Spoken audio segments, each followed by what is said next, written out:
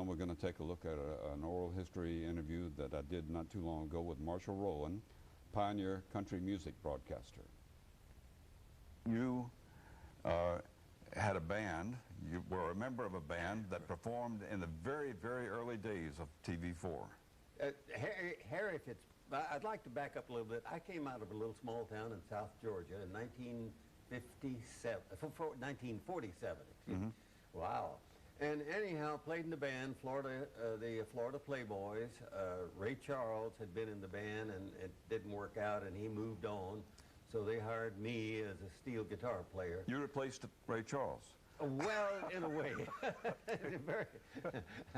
But anyhow, that's the way it happened. And I played in the band for about 2.5 years. And in fact, I think I told you earlier when we were doing our little chatting that our band played on Channel 4 when it first went on the air way back in 47 or 49 or whenever it was, 49. 49, And then after that, I had my own band around here. I was a disc jockey for years, but I had a yearning to own my own radio station. So we built the station in Fernandina Beach in September of 1955.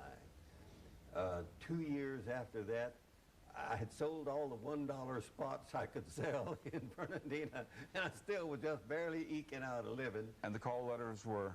WFBF. Our slogan was, "We feed bullfrogs." Okay. That's a little humor.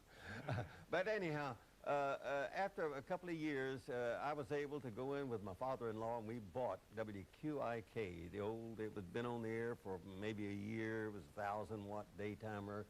And we were able to take it for the first, it had already established itself as the first country music station around. And so we bought it and paid I think it was $110,000 for it, and I was able to scrape up 10, and my pa-in-law scraped up 10, and that was a bad thing. Not buying the station, but my pa-in-law, he had shrimp boats and timber, and he counted the pennies, and I wanted to grow with the radio station. So anyhow, after a few months, I was able to buy him out, and the rest is history. We owned WQIK from then until 1984. And that was WQIK AM. That's correct. And later you got an FM license. Exactly. That was interesting, too. The FCC, when they started turning loose FM licenses, normally it took a long time, sometimes a year or two. In fact, sometimes you never get a license for a new facility, AM or FM or whatever. But when the FCC turned loose the FM channels back in those days, we also had a little daytimer. I built one up in Macon, Georgia, country station. My wife went to college up there, and I was up there one day with nothing to do, and there's no country music in this town. So you decided to buy a radio station. Right. So, no, I built one. I built a little AM station on 15 way up in the glove compartment.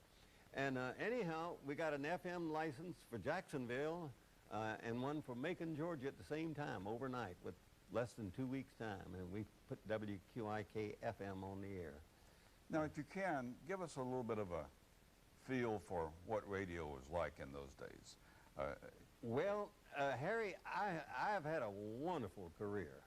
I'm the most blessed, thankful man ever.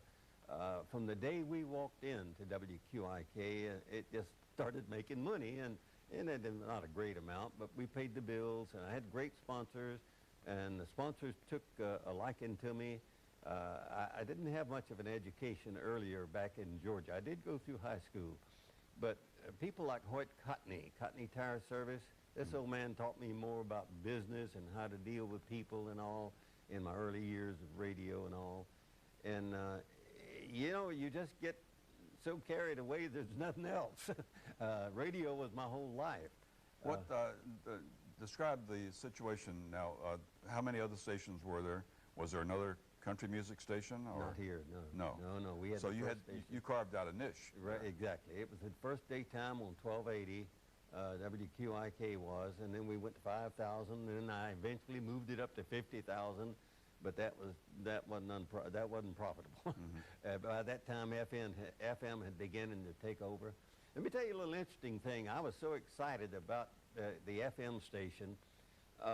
One of our friends owned, and I can't remember the distributorship, but now it's out on Liberty Street, But I got him to order me 500 FM radios from China.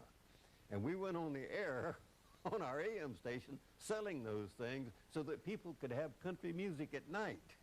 So Because that was in the first 2 months of...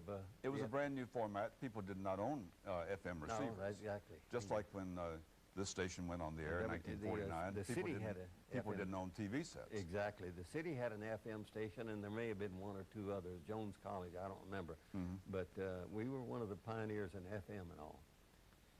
In fact, when I first applied for the FM, we applied for something way down around 92 or so, and got a call from an engineer at the FCC and says, if you'll swap and take 99.1, we'll send you the license tomorrow. I said, send it on. And so 99.1 is still there. Oh, yeah, Yeah. exactly.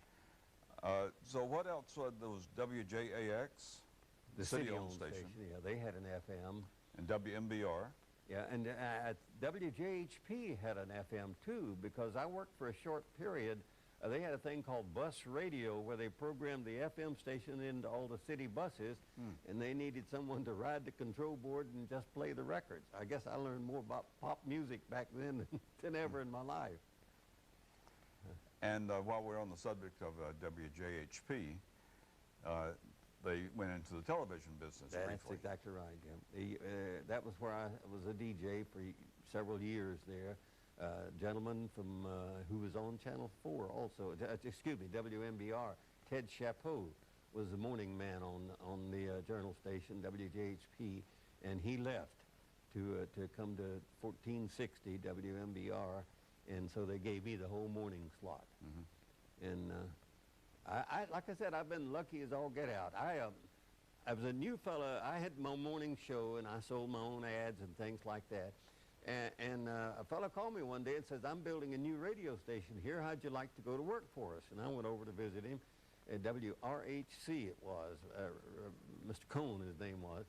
And I said, well, I'm happy where I am. He says, well, and he asked me how much I billed and one thing and the other. And he says, well, we'll give you half of it. And I said, golly, I'm only making 15% where I am. So, being naive and honest, I wanted to be honest. I went back and talked to the manager of the station. I said, Mr. Reynolds, I said, this man has offered me half of what I bill. And his first words were, we'll match it. And I thought, I've doubled my salary overnight. But that's the early days of radio. Right. And you stuck with country and Western music, over the right? years, yeah, it was great. We had some wonderful, we got into promoting shows. The Jacksonville Coliseum, I think, was built in 1961. And Billy Graham was the first event, had a week-long crusade. Really? And right after that, we promoted what we called country music festivals. And this was something new. it was, yeah. Yeah. I had, back then you could buy an artist for $1,000 a night. I had $8,000 in the first show we presented. It was Patsy Cline, Ray Price, and I can't remember. It must have been 10 different artists. Right. And I wanted to make certain that more than anything else, the auditorium was full. So we priced our tickets at $2. Well, the night of the event, we had a stampede. The Coliseum wouldn't hold them all. And that you know, I learned from that. Yeah, I guess hard knocks or whatever. We didn't make any money off that first show, but boy, we had a great promotion there. And it paved the way for a lot of future shows. Absolutely. After that, of course, we knew how to price our things. And one of the most interesting shows I ever had was Charlie Pride. He started out in '70, I think it was, and we booked him on what was our most successful show ever. But I don't like to talk too much about money. I'm just happy that I'm able to retire comfortable and one thing and the other. Well, there's another legendary performer that you can talk about. All right. Let's talk about Elvis. I'll go in detail on this one. On Elvis, right. There was a lady here named May Axton. Her husband, John Axton, was a football coach at Paxton High. And May, I don't know how she just kind of made the central point for country music. Glenn Reeves was on another station here in town, and Frank Thies, who used to both of those later worked with me. Frank was on another station, and May, she just was the kind of the focal point. And Colonel Tom Parker came to town and said he's bringing this show. It was Hank Snow and the Wilburn brothers, I remember, on it. Farron Young was on it. And this new star he had named Elvis Presley. And me being a morning DJ, I had started playing some of Elvis's records, because most of his earlier ones were upbeat and up-tempo, and I like to play lively music in the morning. Including Heartbreak Hotel? Oh, yeah. Well, this was before that. Oh, okay. We met with the Colonel, and he says, you fellas promote this thing, and I'll do right by you. He says, I won't promise you anything, but you just work hard for me. Well, I did. I mean, almost between every record, I was promoting this great show coming to the Gator Bowl of all places. Oh. And that was unusual. But the event came. I almost got arrested over it. I got so carried away, and maybe I should tell this, or maybe I shouldn't, but anyhow. Go ahead. The last day or two, I put loudspeakers on my car and rode up and down the road. Come into town, this big extravaganza featuring Elvis Presley and all that.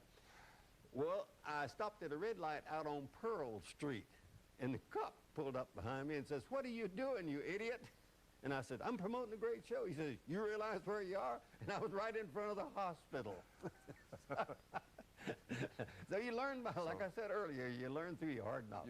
But we went on and had the great show. It had 30-some thousand people in the Gator Bowl that night.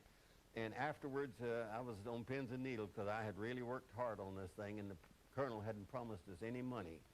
He told us at the end of the show, says, you boys come on up to my hotel room in the Roosevelt Hotel, and I'll pay you off. Well, we all four went up there. And he was a different kind of gentleman, Colonel Tom was. I didn't know him very well, but I encountered him a couple of times later with the Jacksonville Fair out in Nevada. But anyhow, that night we got up there in the room, and he took out of his hand or his coat pocket or somewhere 4 rolls of $1,000 each, wadded up. You know how much money that was in 1970, whatever it was? A lot. 1950 something. Right. So anyhow, he threw 4 rolls of $1,000 on the floor. Guess who was the first person to get down on the floor? But anyhow, that's the kind of, you know, that was interesting. So your first experience with Colonel Parker was positive? Elvis, yeah. And did that continue to be the case? Well, I later, right after that promotion, I moved to Fernandina and started my first radio station. Years later, we tried to book Elvis. Colonel Thomas' son-in-law lived in Tampa. Bob, I can't think of his last name now, but he told me that the Colonel was interested in bringing Elvis to town. So I worked my can. I called the Colonel and talked to his office and everything, and they said, yes, line up the dates, and here's what we want. So I worked Macon. We had a station in Macon then doing real well, and we cleared the home show up there and one thing and another so we could make room for Elvis on a Friday night. We worked on it. Bill Lavery was the Coliseum manager here in Jacksonville, and we worked on booking that date, and the next night in Tampa at the Curtis Hickson Hall. Well, I don't know how much time lining up all these dates. And I called the Colonel back. I said, Colonel, I got them all lined up. Here they are. He said, good. Send me $100,000 for each night, and we're ready to go. And I said, what? I got that. I barely meet the payroll this week. Come on. So anyhow, they came to town, and it was a good show, and my wife and I went to see it, as a matter of fact, and he spent a lot of money with us advertising. So. How much later was this from the first time? Oh, this was on up. I'll tell you one thing, Elvis was very hefty at the time. He'd become very big by then. Right, and I mean in stature, in size, not necessarily in image or whatever. He'd always been big there. But it wasn't too long after that he passed away. Mm-hmm. Well, let's go back and talk about your early days. I know you started playing guitar at the age of 12 or 13 and became part of a band and performed, we mentioned earlier, performed at Channel 4 soon after it signed on. Exactly. And, but at some point you decided you wanted to really get into radio, not just playing in a band. Yeah, back then, you know, it was the end of World War II and a few years afterwards, and people were still in a good time mood. The men were coming home with mustering out pay. I was only 16, 17 years old when the war ended. And there was a lot of honky-tonking, and I guess there still is. I just don't know for sure today. But I did real well. I had the morning disc jockey show, which I told you about earlier, and I had my own little band. We played out at the Mandarin Athletic Club every Saturday night, and when people would want us for other events and all. It helped me raise enough money to build my first radio station, and it did. But I gave it up. I could see raising a family. We have 4 boys, my wife and I do, and I could just see that that wasn't the way to go, dodging beer bottles on Saturday night and go to church on Sunday morning. So radio was more... that's when I began to really think seriously about seriously, I should say, about a new career, radio. As contrasted to performing in a band and so forth. And so the first radio station was in Fernandina Beach. Yeah. 250 watt station? It started out at 250, up in the glove compartment on top of that. 1570. For people who don't know radio, when you refer to up in the glove compartment, you're talking about frequency. Across the radio band, you're almost over into the glove compartment. I understood what you said, but I wasn't sure everybody else would. And I think you started your first job before being in a band and so forth. You worked at a dairy farm? Oh, yeah. Yeah, I started to work there when I was 12 years old. I've always been real lucky. As I said earlier, I'm the most blessed man and the luckiest man you'll talk to in this interview, in your series. I didn't have much parentage when I was coming up. When my younger brother was born, they took my mother to a sanitarium. My daddy had hired a housekeeper, and he sent money for a little while, but after a while he just kind of disappeared, and the lady that he had hired either was faced, and I remember people coming to the house, even though I wasn't but 4 or 5 years old, talking about an orphanage or whatever, but she wound up taking us out to a little community called Waynesville, where her 2 sisters had an old little grocery store, and they raised us. That's where I lived at the time. I went to work at the dairy when I was 12. I also learned to play about that time, and a fellow that was blind in one eye, I'd been to the blind school, little Henry Wiggins, taught me to play. We would go to people's houses, and they would move the furniture out of the living room, and we'd sit over in one corner and play for dance. this is I learned. This would, you get the people out there ready to dance, and you stop and pass the hat. So that's how we made our money. But working at the dairy... As contrasted to trying to collect after the... Absolutely. Yeah, right. So we'd pass the hat and play for dances, and I made a little money there.